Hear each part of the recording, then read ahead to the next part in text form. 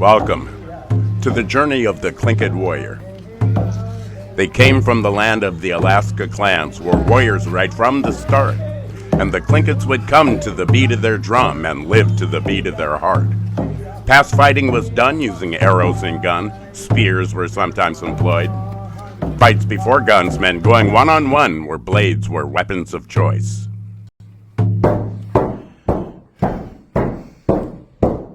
The eagle proclaimed the thunderbird name, and ravens waited in line. And warriors danced on and gave her a song, and hummingbirds started to rhyme. We'd sang, ha, ha, ha, ha, hoo-way, hoo-ha, ha, ha, hoo-way. And robins came near and sang in their ears, and blue jay filled in the racket. And salmon were fun, they taught her to run, and halibut gave her a jacket. Beaver was first to put her to work, and otter put her to play.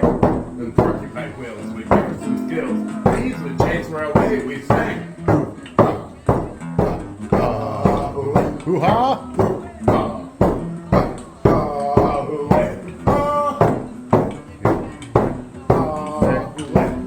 so much was done under a sun where northern lights unfold. In the mountain place, the last embrace, and made her heart from gold. She knew all along where she belonged from what she learned as a child. And now that's on the thunderbird song. The beauty that's magic and wild, we sing.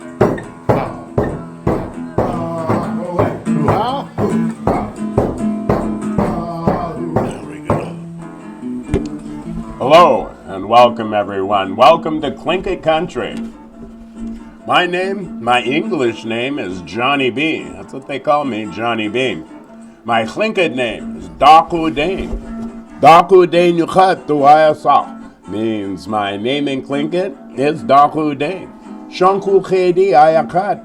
I'm a thunderbird. Shown here on front of this drum, a thunderbird eagle, which would be Chak Ayakat. Kad Klei Ayakad Ayakat. I'm an eagle. I'm from the house that was lowered from the sun.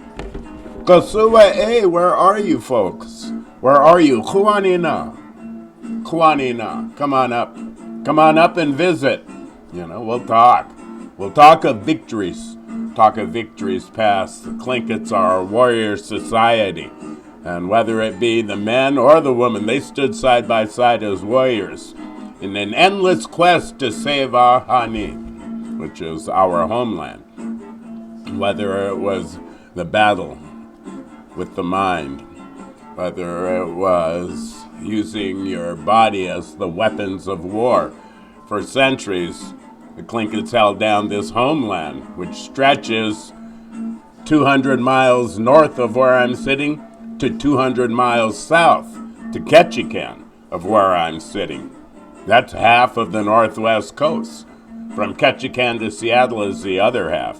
So the Tlingit tribe is probably equal in size and territory to the next 24 tribes that's around us. So yes, it is a large and powerful tribe, that's been based in one of the richest resources in all of North America, known as the Tongass Forest, Glacier Bay National Monument. We have a mean riff that we're playing in the background there. After working on fish all day, somebody would grab a guitar, somebody would grab a drum, and we'd celebrate. We'd celebrate, that day of work being completed and being over with. And this here, we combine Tlingit music with the rhythm and blues sound. Some would call it the Siwash blues, but we do have somewhat of a Tlingit soul about us. And this here is simply Mawasaway Kawashuk, Mawasaway Kawashuk, Mawasaway Kawashuk. Hoo-way, wop, bam-ba-loo, bam-ba, wap-ba-bam-boom. Didn't have a lot of technology back when I was coming up, so we would go ahead ahead and create, our own entertainment, our own sounds. We certainly didn't have anything resembling YouTube or Facebook or any other technology that you see nowadays. But when I say the Tlinkits are a culture of warriors, it is very true. And that's not just, picking up the guns and the spears and the knives and combating one another. It's standing up, in protest against the Russians selling Alaska, right out from under our feet to the United States. It's trying to save a language, the warriors of language, warriors of culture, people that are trying to revive the culture are considered to be warriors of the Tlingit culture as well. We're all part of the land and the animals as well. I mean, this very much so could be a story of nature itself. When you talk about Southeast Alaska, we live as the killer whales did. We live as the wolves did. Our homeland, our ahani, is our strength, and it's been passed down through generations and generations, from the elders to the youth, from the foundation to the future. I was talking to this one Tlingit boxer, this fighter, who obviously had the warrior spirit about him. And he would talk about his dreams as if they were deja vus. And he relived many of the battles that the Tlingits had and fought throughout the centuries, especially with Russians. I wrote about it in a story poem format that we'll be using quite often on this program here, which is the Tlingit Warrior. What is it we see in these visions and dreams? The times our mind keeps on file. When our memory fades, but the mind still replays these adventures our senses compile. We've been here before, in peacetime and war, and stood for homeland and tribe, when strong warrior names could then be explained as the essence of brotherly pride. His clan in Southeast was Chunkul KD and flew in on Thunderbird wings, while keeping a bond with the fierce Kagwan Ton, those warriors with plenty of sting. Past fighting was done using arrows and gun, or spears were sometimes employed. Fights before guns, men going one-on-one, where blades were weapons of choice. The centuries may change, but our role stays the same: defense against raids from the sea. When Russian fur traders and foreign invaders were staging their own Wounded Knee.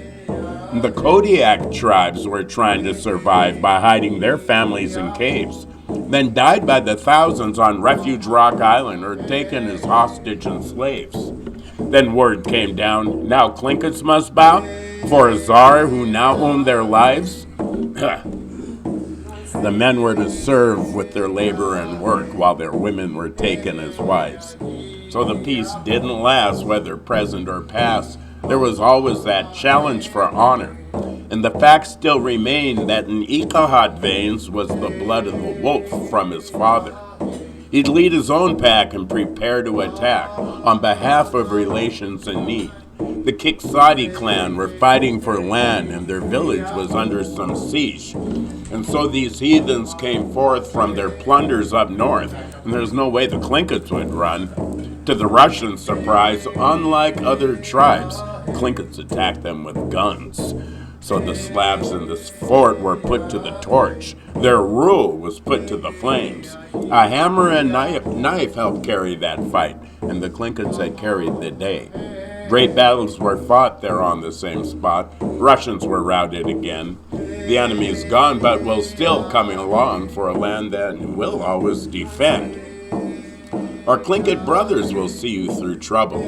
He's our backbone and our partner in life.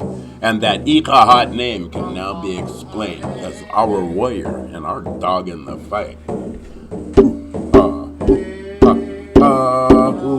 Join us again for for the journey of the Tlingit Warriors. Our ancestors' lives were written with knives, carved into cedar and stone. The landmarks had come to be painted with blood. They claimed to ancestral home. This knowledge we give so the children will live with a language that they understand, where wisdom is still the weapon we hold for saving their native homeland. We've carved it in stone. This here is our home. This here is our